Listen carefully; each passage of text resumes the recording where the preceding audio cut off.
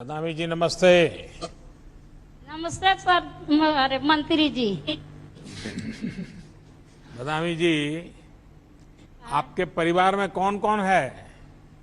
पहला काम सर जी मंत्री जी नरेगा के। हाँ।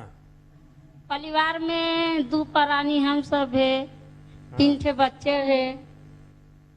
आपका घर कैसे चलता है? कमाई के साधन क्या है? कमाई के दाम मंत्री जी यह चल रहा है नरेगा का हाँ। मजदूरी में।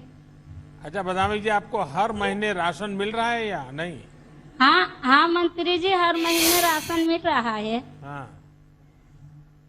परिवार को जितना चाहिए उतना मिलता है कि कम मिलता है? मिल रहा है मंत्री जी, 35 किलो राशन मिल रहा है, वही से परिवार चल रहा है। उनके देनी है मंत्री जी। तो बच्चों को खाना अच्छा लगता है? बच्चों को प्यार से खिलाते हो? हाँ सर जी। अच्छा बदामी जी, आपका घर कैसा है? कच्चा है कि पक्का है? मंत्री जी तुमका कृपा है कि वैसे एकदम मर ही रहा है हम सबका। आपका तुम की कृपा है कि हमको पक्की मिल गया है, आवास मिल गया है, राशन कार्ड मिल गया है, गैस सिलेंडर मिल रहा है, और संडास मिल रहा है, बिजली लाइन मिल रहा है, पानी की व्यवस्था हो रहा है।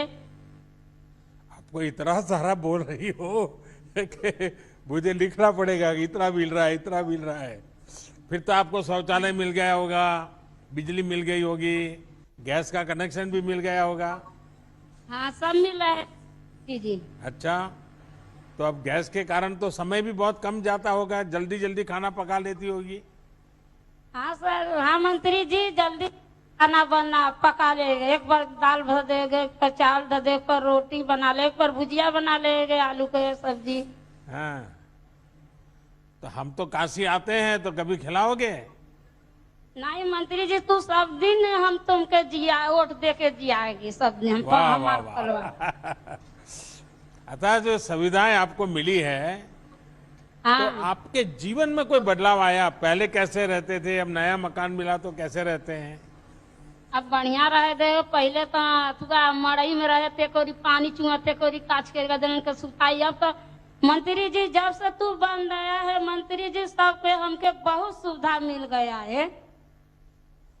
चलिए बदामी जी, आपसे सुनकर अच्छा लगा कि आपको ये डबल इंजन की सरकार का पूरा लाभ मिल रहा है। आपने बताया कि आपको घर, गैस, बिजली, शौचालय सब सुविधा मिली है। कोशिश यही है कि हर गरीब परिवार को ये सारी सुविधाएं पहुंचे, और जो देश के लिए भी, सभी नागरिक के लिए भी सुलभ हो। मुझे विश्वास है कि ऐसी सुविधाएं मिलने के बाद अपने बच्चों का भविष्य बनाने में कोई कसर नहीं छोड़ोगी और बच्चों को जरूर पढ़ाओगी। तो मेरी तरफ से आपको बहुत शुभकामनाएं। ठीक है मंत्री जी, हम पढ़ा रहे हैं, दुआ करेगी, सब करेगा। तुमका कृपा है तो सब हो जाएगा। प्रणाम मंत्री जी। धन्यवाद जी। कुशीनगर से अमलावती जी हमसे जुड़ रहे हैं कि कृपया कुशीनगर को लिंक करें।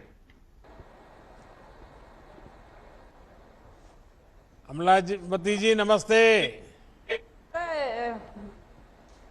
अमलावती जी, पिछले 1.5 साल में आपके परिवार को मुफ्त राशन मिलने में कहीं कोई तकलीफ हुई? कहीं लेने गए और नहीं मिला, ऐसा होता है क्या? नहीं, राशन में हमनी के तकलीफ नहीं है। पिछला बेर 9 महीना मिलल, ए बेर 2 महीना। हमके राशन जैसे मिलत ताटे, एक 35 किलो, एक 10 किलो, महीना में 2 बार राशन मिलता। मंत्री जी हमके सुख से मानी जा, सुख से खातन जा, रौरी दया से। तो अभी तो दिवाली तक देने वाला हूँ। हाँ तो घर में सब खुश है? हाँ, सब बाल बच्चा सबे खुश है। हमनियों के दोनों प्राणी खुश है मंत्री जी, रौरे दया से हमनी के एकदम बाल बच्चा ठीक है। बाल बच्चे पढ़ते हैं? हाँ, छोटे छोटे बच्चा है, लोग पढ़ता लो। तो अभी तो स्कूल बंद है, तो क्या करते हैं? हमके जैसे हमके घर बढ़िया आवास मिल गइल बा, हमके बिजली मिल गइल बा, हमके फ्री गैस मिल गइल बा, हमके बाथरूम बन गइल बा, हमके जॉब अच्छा, कार्ड मिल गइल बा। मैं बच्चों की पढ़ाई का पूछ रहा हूँ, तो आप मुझे हाँ। गैस, चूल्हा, बिजली यही कह रही हो। हाँ। अच्छा, अमलावती जी, कोरोना ऐसी बीमारी है जिसने पूरी दुनिया में हर किसी को कोई न कोई परेशान किया हुआ है। अब हमके जैसे आपको काम मिलना शुरू हुआ कि नहीं हुआ है? हमके मास्क जैसे मिलल बा लगावे के, हमके साबुन से हाथ धोवे के मिलल बा, नहाए धोवाए के मिलल बा, कपड़ा अच्छे से रखे के मिलल बा, हमके सब गौरी दया से सब बढ़िया तर से बानी, हम कोनो बात के नहीं के परेशानी।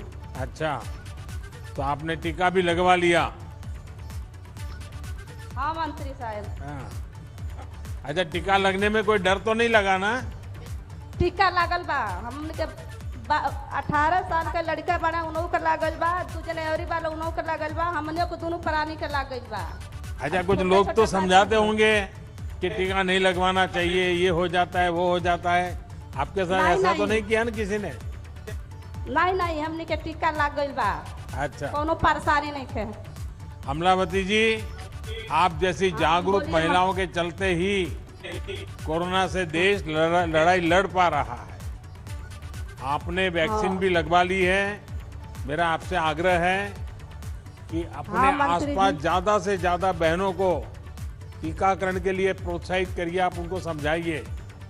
आप जैसी बहनों को दिक्कत ना हो, इस पर सरकार विशेष ध्यान दे रही है। जिनके जनधन बैंक खाते हैं, उनके खाते में पैसे भी जमा किए गए। कोरोना लॉकडाउन के दौरान उज्ज्वला गैस सिलेंडर भी मुफ्त दिए गए। घर, शौचालय, बिजली, गैस के बाद अब हर घर पाइप से पानी की भी पहुंचाने की दिशा में हम बहुत काम कर रहे हैं और घर तक पानी भी पहुंचाएंगे। तो आपके आशीर्वाद बने रहे ताकि मैं सब काम कर सकूं। हमने जरूरी आशीर्वाद से एकदम बढ़िया बानी जा, गौरी दया से। चलिए, बहुत बहुत धन्यवाद आपका। नमस्ते मंत्री साहब। झांसी से हमसे जुड़ रहे हैं पंकज सहगल जी, कृपया झांसी को लिंक करें।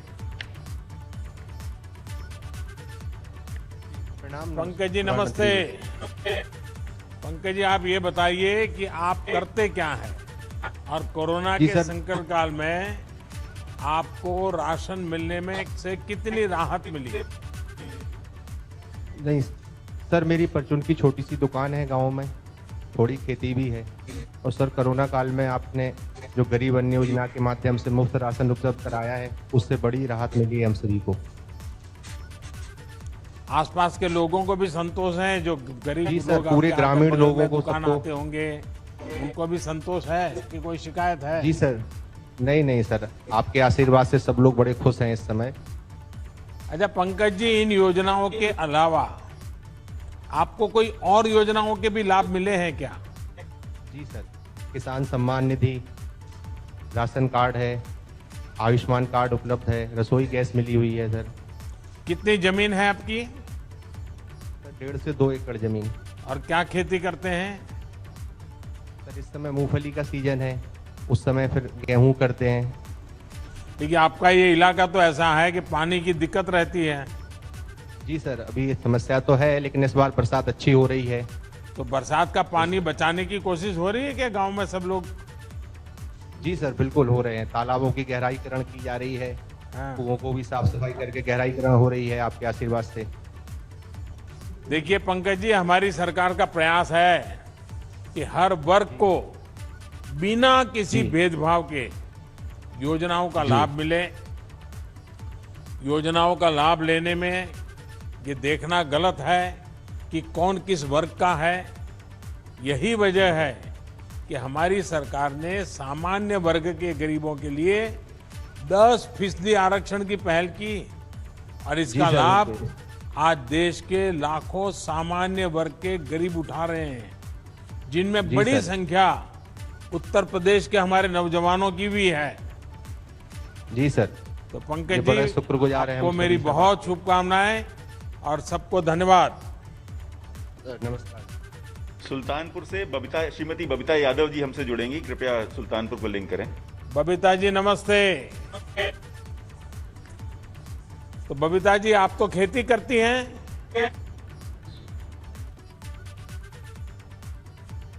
बबीता जी मेरी आवाज सुनाई दे रही है? आपकी आवाज नहीं आ रही है। शायद वहां कोई सहायक होंगे तो देखें कि उनका माइक नहीं चल रहा है, क्या है, वो कुछ बोल तो रही है।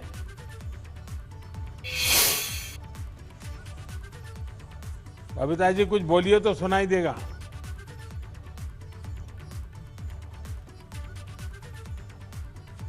बबीता जी नमस्ते। अच्छा सुनाई तो देता है आपको। हेलो। तो बबीता जी आप क्या खेती करती हैं? हाँ सर, खेती करती हूँ। खेती करती हैं, अच्छा। हाँ, पशु भी कितनी रखी जमीन हूँ। है? 20 जमीन।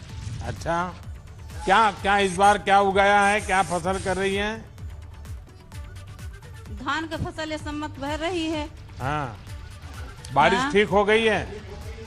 हाँ, बारिश ठीक हो रही। ठीक हो रही है।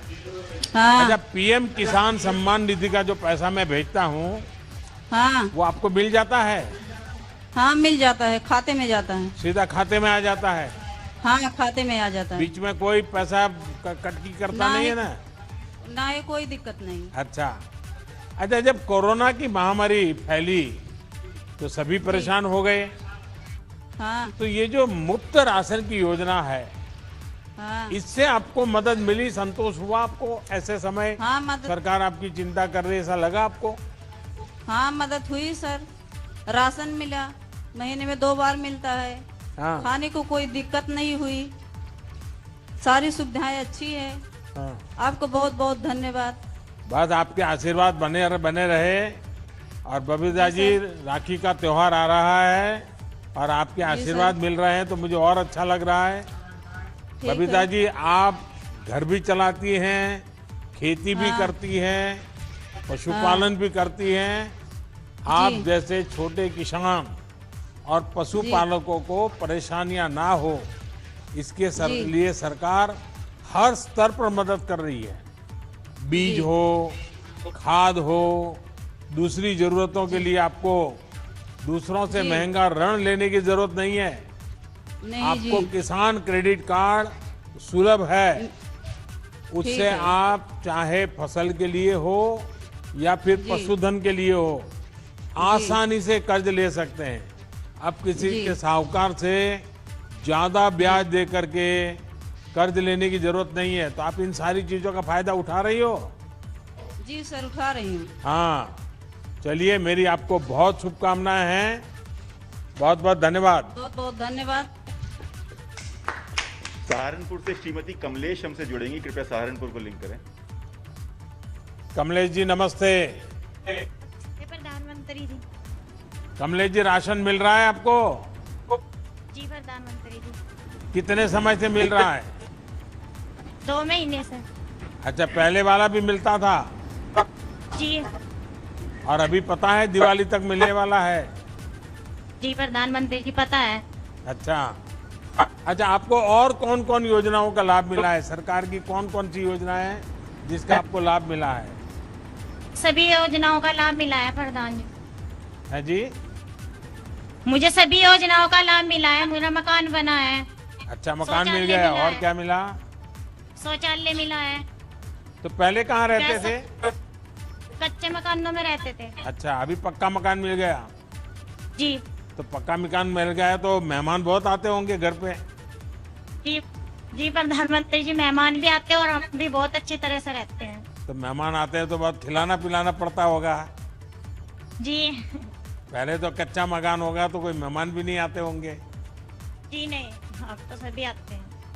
अच्छा, ये घर आपने अपनी योजना से बनाया, जैसा बनाना चाहिए थे वैसा बनाया, या फिर किसी सरकारी आदमी ने आपको कहा ऐसा बनाया, ऐसा बनाओ, वैसा करो, ऐसा किया, क्या किया?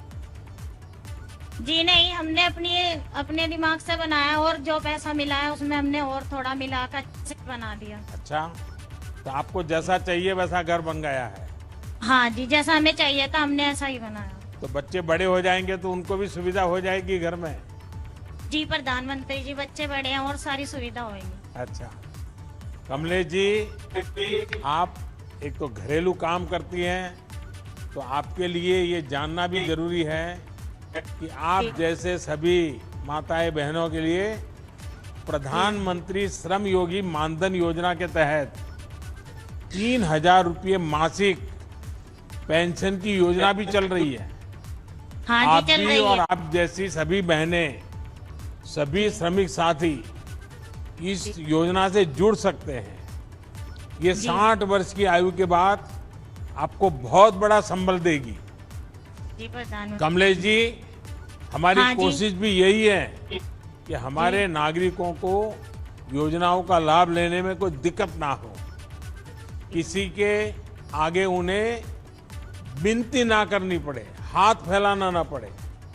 ये उनका हक है, उन्हें बिना किसी परेशानी के इन सारी योजनाओं का लाभ मिल सके।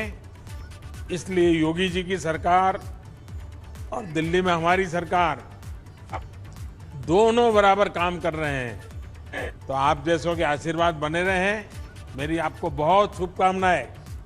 जी प्रधानमंत्री जी। मैं कुछ इंतजार की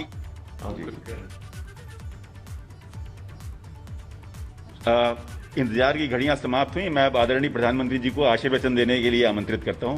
कृपया आशीर्वचन देके हमें अनुग्रहित करें।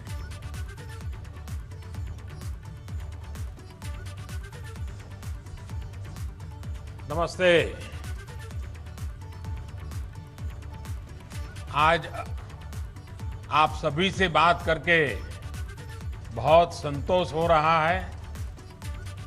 संतोष इस बात का कि दिल्ली से अन्न का जो एक एक दाना भेजा गया वो हर लाभार्थी की थाली तक पहुंच रहा है। संतोष इस बात का कि पहले की सरकारों के समय उत्तर प्रदेश में गरीब के अनाज की जो लूट हो जाती थी, उसके लिए अब वो रास्ता नहीं बचा है। यूपी में जिस तरह प्रधानमंत्री गरीब कल्याण अन्न योजना को लागू किया जा रहा है, वो नए उत्तर प्रदेश की पहचान को और मजबूत करती है। मुझे आपसे बात कर करके बहुत अच्छा लगा और जिस हिम्मत के साथ आप बोल रहे थे, जिस विश्वास के साथ बोल रहे थे और सच्चाई, आपके हर शब्द में सच्चाई निकलती थी। जब मुझे इतना संतोष मिला, आप लोगों के लिए काम करने के लिए मेरा उत्साह आज बढ़ गया है। चलिए, आपसे बात करके तो जितनी कम बातें करूं कम पड़ जाएगी। आइए अब कार्यक्रम की ओर चलते हैं। आज के इस कार्यक्रम में उपस्थित उत्तर प्रदेश के मुख्यमंत्री योगी भी हैं, कर्मयोगी भी है।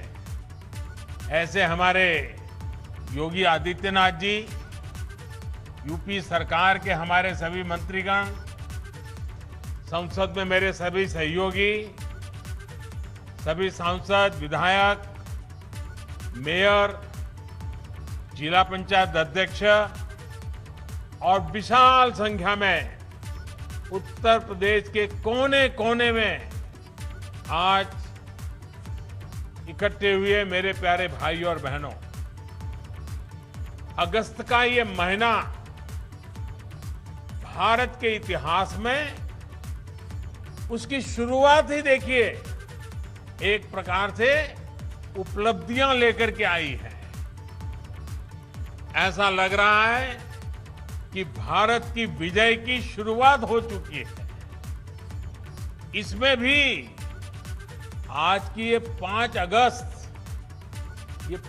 अगस्त की तारीख बहुत विशेष बन गई है, बहुत महत्वपूर्ण बन गई है। इतिहास इसको सालों तक दर्ज करेगा। ये 5 अगस्त ही है जब 2 साल पहले देश ने एक भारत श्रेष्ठ भारत की भावना को और सशक्त किया था।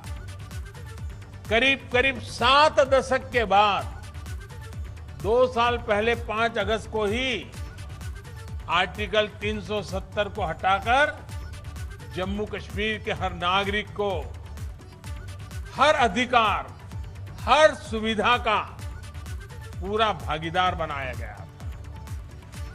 यही 5 अगस्त है जब पिछले साल कोटि कोटि भारतीयों ने सैकड़ों साल बाद भव्य राम मंदिर के निर्माण की तरफ पहला कदम रखा।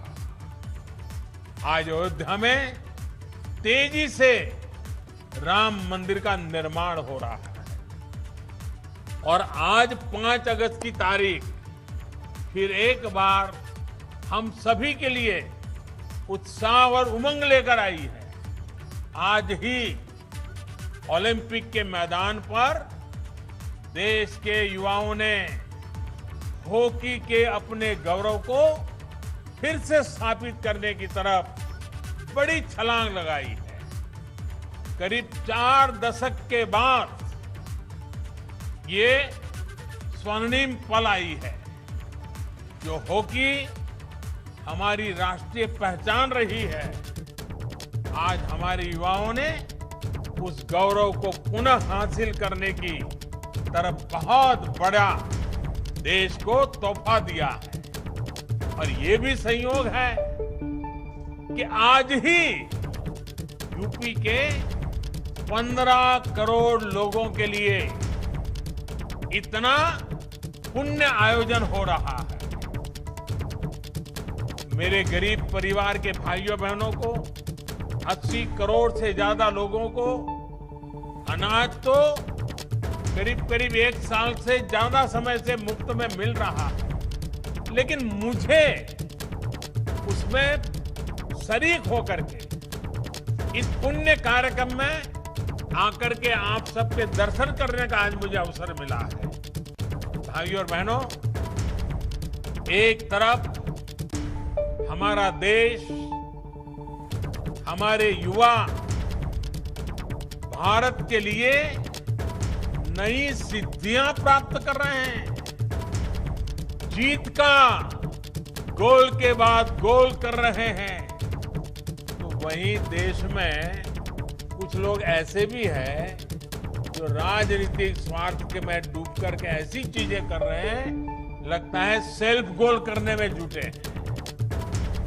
देश क्या चाहता है, देश क्या हासिल कर रहा है, देश कैसे बदल रहा है, इसमें इनको कोई सरोकार नहीं। ये लोग अपने स्वार्थ के लिए देश का समय और देश की भावना दोनों को आहत करने में जुटे हैं। भारत की संसद का जन भावनाओं की अभिव्यक्ति के पावन स्थान का ये लोग अपने राजनीतिक स्वार्थ की वजह से निरंतर अपमान कर रहे हैं। आज पूरा देश मानवता पर आए सबसे बड़े संकट से 100 साल में आया हुआ, पहली बार आया हुआ इतने बड़े संकट से बाहर निकलने के लिए जी जान से देश का हर नागरिक जुटा है, प्रयास कर रहा है। और ये लोग कैसे देश हित के काम को रोका जाए, इसकी स्पर्धा में लगे हैं, इस होड़ में जुटे हैं। लेकिन साथियों, ये महान देश, इस देश की महान जनता ऐसी स्वार्थ और देश हित विरोधी राजनीति का बंधक नहीं बन सकता। ये लोग देश को, देश के विकास को रोकने की कितनी भी कोशिश कर लें, ये देश इनसे रुकने वाला नहीं है। वो संसद को रोकने की कोशिश कर रहे हैं, लेकिन 130 करोड़ की जनता देश को रुकने न देने में लगे हुए हैं। हर कठिनाई को चुनौती देते हुए देश हर मोर्चे पर तेजी से आगे बढ़ रहा है। सिर्फ बीते कुछ हफ्तों के कीर्तिमान ही देखें और जरा देखिए, जब देश नए कीर्तिमान स्थापित कर रहा था और कुछ लोग दिल्ली में संसद को रोकने में लगे हुए, कुछ ही हफ्तों में जो हमने कीर्तिमान देखे तो भारतीयों का सामर्थ्य और सफलता चारों तरफ नजर आता है। ओलंपिक में अभूतपूर्व प्रदर्शन को पूरा देश उत्साहपूर्वक देख रहा है। भारत टीकाकरण के मामले में भी 50 करोड़ के पड़ाव के बिल्कुल दरवाजे पर आकर के खड़ा हो गया है। देखते ही देखते उसको भी पार कर जाएगा। इस कोरोना कालखंड में भी भारतीयों का उद्यम नए प्रतिमान गढ़ रहा है। जुलाई में जीएसटी का कलेक्शन हो या हमारा एक्सपोर्ट हो, ये नई ऊंचाई छू रहे हैं। जुलाई में 1,16,000 करोड़ रुपए का जीएसटी कलेक्शन होना ये बताता है कि अर्थव्यवस्था गति पकड़ रही है। वहीं आजादी के बाद पहली बार किसी एक महीने में भारत का एक्सपोर्ट 2.5 लाख करोड़ से भी ज्यादा हो गया। 2.5 लाख करोड़ से भी पार कर गया। 2.5 लाख करोड़ रुपए से पार होना आजादी के बाद पहली बार इस महीने में हुआ है। कृषि निर्यात में हम दशकों बाद दुनिया के टॉप 10 देशों में शामिल हुए हैं। भारत तक कृषि प्रधान देश कहा जाता है, लेकिन दशकों बाद टॉप 10 में हमारा नाम आया है।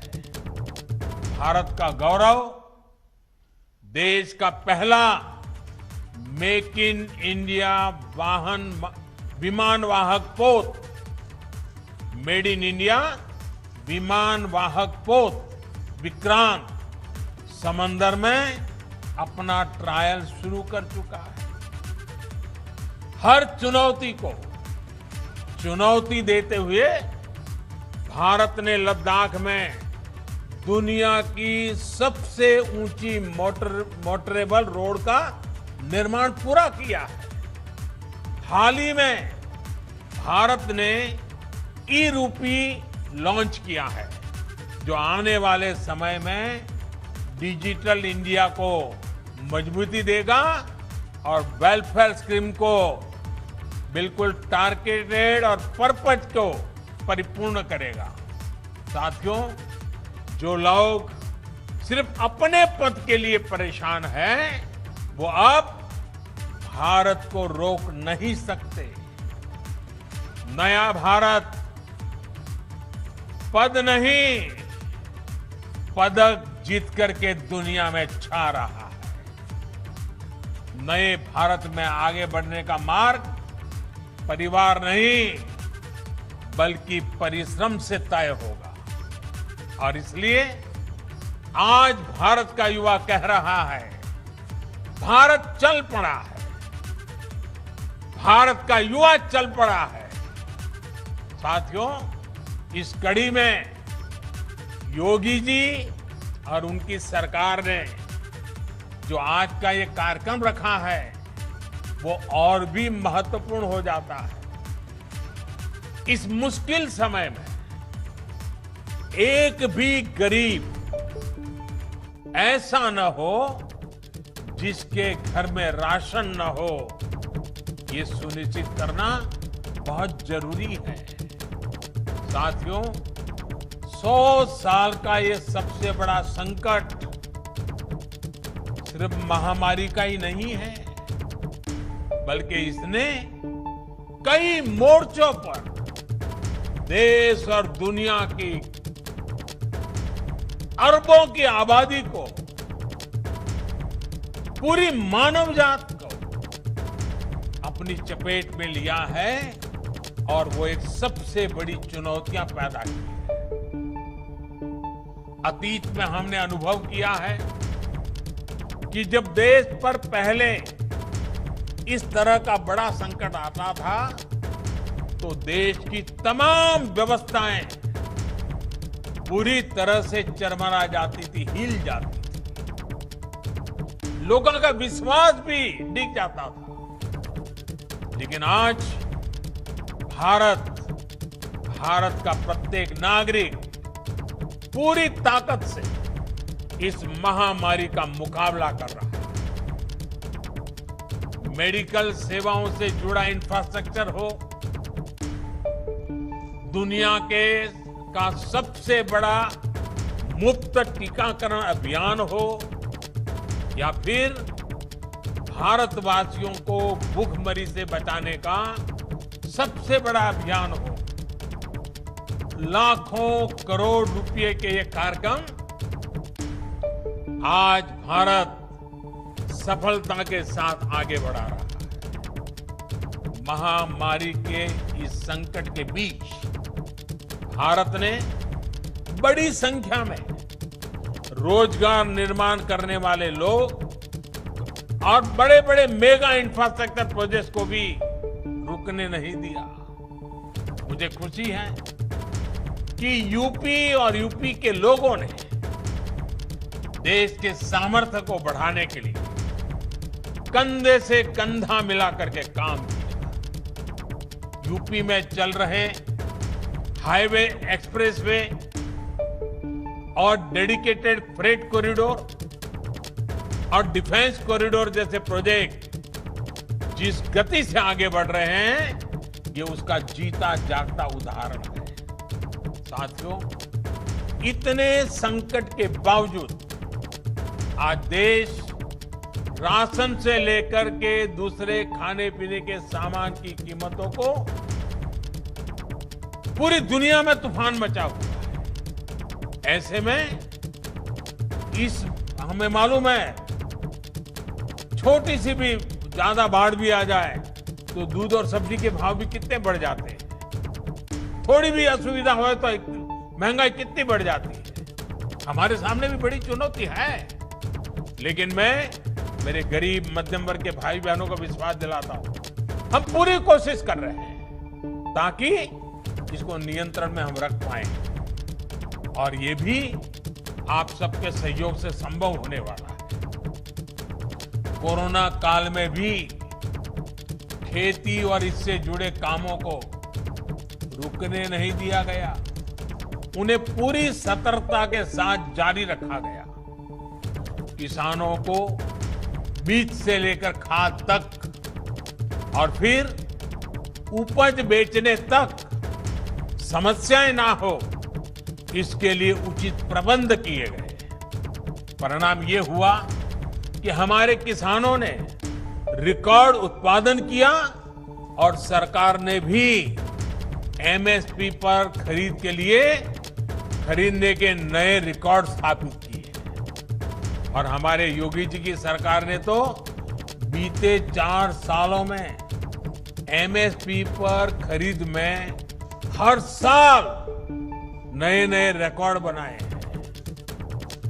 यूपी में इस साल गेहूं और धान की खरीदी में पिछले वर्ष की तुलना में लगभग 2 गुनी संख्या में किसानों को एमएसपी का लाभ पहुंचा है।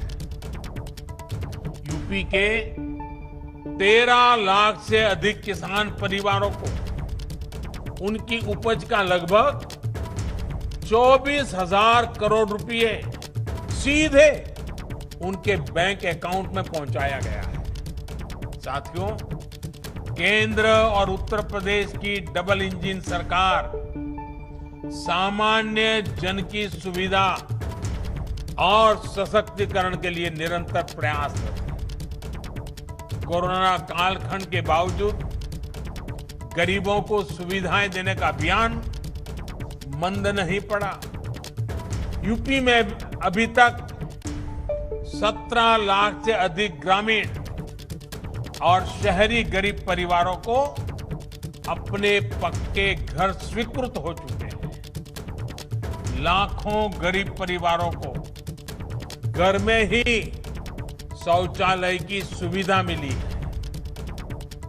लगभग 1.5 करोड़ गरीब परिवारों को उज्ज्वला के तहत मुफ्त गैस कनेक्शन और लाखों परिवारों को बिजली कनेक्शन दिए गए हैं।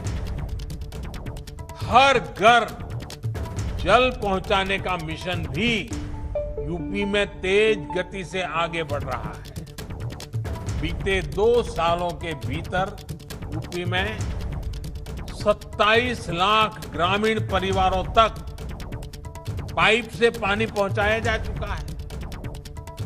भाइयों और बहनों, डबल इंजन की सरकार ने यह सुनिश्चित किया है कि गरीबों, दलितों, पिछड़ों, आदिवासियों के लिए बनी योजनाएं जमीन पर तेजी से लागू हो। पीएम स्वनिधि योजना भी इसका एक बड़ा उदाहरण है। कोरोना से बनी परिस्थितियों में, इस कोरोना के कारण जो परिस्थितियां बनी, रेहड़ी पटरी ठेला लगाने वाले बहन भाइयों की आजीविका फिर से पटरी पर आए, इसके लिए उनको बैंकों से जोड़ा गया है। बहुत कम समय में ही इस योजना के तहत यूपी के लगभग 10 लाख साथियों को इसका लाभ देने की प्रक्रिया शुरू हुई है। साथियों, बीते दशकों में उत्तर प्रदेश की हमेशा क्या पहचान बनी, क्या उल्लेख होता था उत्तर प्रदेश का, आपको याद होगा। उत्तर प्रदेश को हमेशा राजनीति के चश्मे से देखा गया। यूपी देश के विकास में भी अग्रिम भूमिका निभा सकता है, इसकी चर्चा तक ही नहीं होने दी गई। दिल्ली के सिंहासन का रास्ता यूपी से होकर गुजरता है। इसका सपना देखने वाले तो बहुत लोग आए और गए, लेकिन ऐसे लोगों ने कभी ये याद नहीं रखा कि भारत की समृद्धि का रास्ता भी यूपी से होकर ही गुजरता है। इन लोगों ने उत्तर प्रदेश को सिर्फ राजनीति का ही केंद्र बनाए रखा। किसी ने वंशवाद के लिए,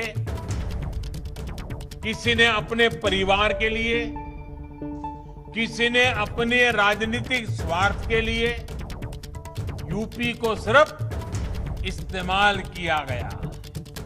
इन लोगों की संकीर्ण राजनीति में भारत के इतने बड़े राज्य को भारत की आर्थिक प्रगति से जोड़ा ही नहीं गया।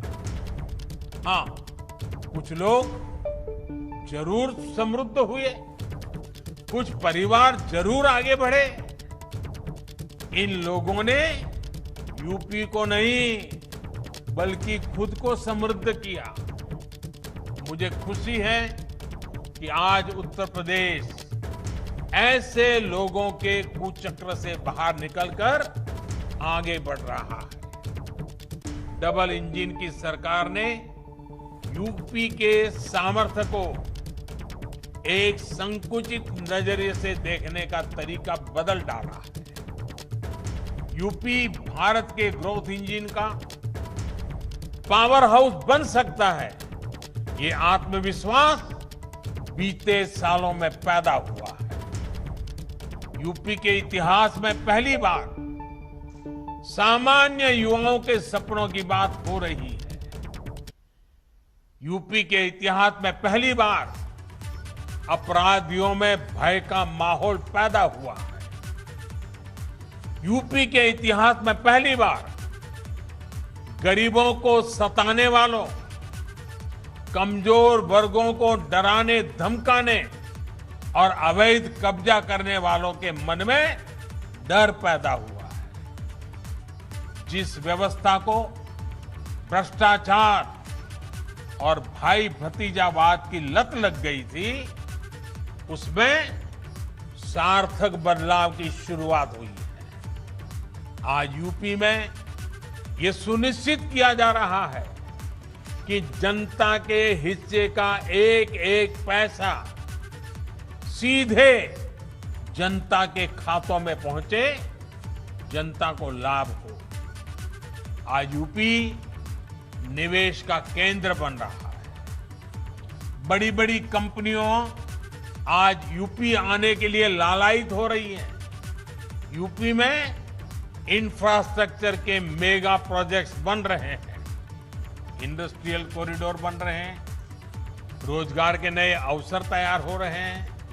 भाइयों और बहनों, उत्तर प्रदेश, यहाँ के परिश्रमी लोग, आत्मनिर्भर भारत, एक वैभवशाली भारत के निर्माण का बहुत बड़ा आधार है। आज हम आजादी के 75 वर्ष का पर्व मना रहे हैं, आजादी का अमृत महोत्सव मना रहे हैं। ये महोत्सव सिर्फ आजादी का उत्सव भर ही नहीं है, बल्कि ये आने वाले 25 वर्षों के लिए बड़े लक्ष्य, बड़े संकल्पों का अवसर है। इन संकल्पों में उत्तर प्रदेश की बहुत बड़ी भागीदारी है, बहुत बड़ी जिम्मेदारी है। बीते दशकों में उत्तर प्रदेश जो हासिल नहीं कर पाया, अब उसे हासिल करने की बारी आई है। ये दशक एक तरह से उत्तर प्रदेश के पिछले 7 दशकों में जो कमी रह गई, उसकी भरपाई करने का दशक है। ये काम यूपी के सामान्य युवाओं, हमारी बेटियां, गरीब, दलित, वंचित, पिछड़ों की पर्याप्त भागीदारी और उनको बेहतर अवसर दिए बगैर नहीं हो सकता। सबका साथ, सबका विकास और सबका विश्वास, इसी मंत्र के साथ हम आगे बढ़ रहे हैं। बीते समय में शिक्षा से जुड़े 2 बड़े फैसले ऐसे हैं जिसका उत्तर प्रदेश बहुत बड़ा लाभार्थी होने वाला है। पहला फैसला इंजीनियरिंग की पढ़ाई से जुड़ा है। इंजीनियरिंग और टेक्निकल एजुकेशन से जुड़ी पढ़ाई से यूपी के गांव और गरीब की संतान बहुत हद तक भाषा की समस्या के कारण वंचित रह जाता था। अब इस बाध्यता को खत्म कर दिया गया है। हिंदी सहित अनेक भारतीय भाषाओं में इंजीनियरिंग और टेक्निकल एजुकेशन की पढ़ाई शुरू हो रही है। आधुनिक टेक्नोलॉजी का उपयोग करते हुए बेस्ट कोर्स, श्रेष्ठ पाठ्यक्रम तैयार किया गया है। देश के अनेक राज्यों के संस्थानों ने ये सुविधा लागू करनी शुरू कर दी है। भाइयों और बहनों, एक और अहम फैसला है मेडिकल शिक्षा से जुड़ा। मेडिकल शिक्षा में अखिल भारतीय कोटे से ओबीसी को, पिछड़ों को आरक्षण के दायरे से बाहर रखा गया था। इस स्थिति को बदलते हुए हाल में हमारी सरकार ने इसमें ओबीसी को 27% आरक्षण दिया है। यही नहीं, सामान्य वर्ग के गरीब परिवारों के बच्चों के लिए भी जो 10% आरक्षण है, उसको भी इसी सेशन से लागू किया गया है। इस फैसले से मेडिकल प्रोफेशन में जो डॉक्टर बनना चाहते हैं, उस क्षेत्र में एक बड़े टैलेंट पूल को अवसर मिलेगा और समाज के हर वर्ग को आगे बढ़ने के लिए, बेहतर करने के लिए प्रोत्साहन मिलेगा। गरीब के बच्चे को डॉक्टर बनने का रास्ता खुलेगा। भाइयों और बहनों, हेल्थ सेक्टर में भी बीते सालों में उत्तर प्रदेश में अभूतपूर्व काम हुआ है। कल्पना कीजिए, 4-5 साल पहले अगर कोरोना जैसी वैश्विक महामारी आती तो यूपी की क्या स्थिति होती।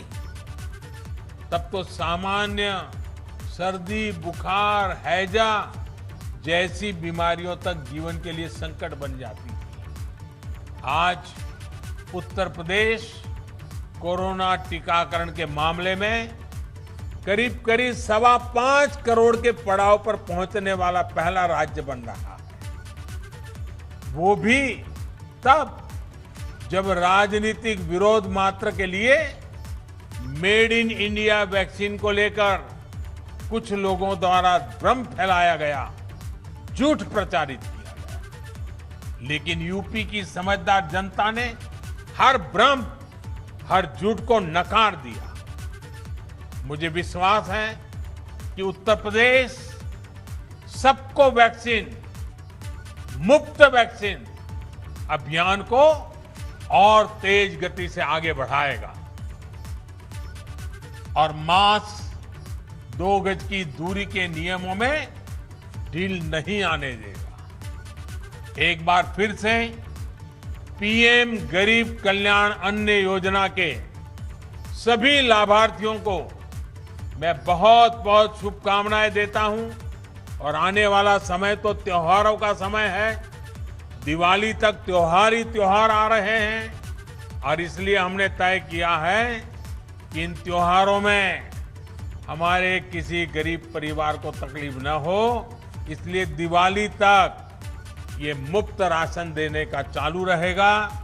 मैं फिर एक बार आप सबको आने वाले सभी त्योहारों के लिए बहुत बहुत शुभकामनाएं देता हूं। आप स्वस्थ रहे, आपका परिवार स्वस्थ रहे। बहुत बहुत धन्यवाद।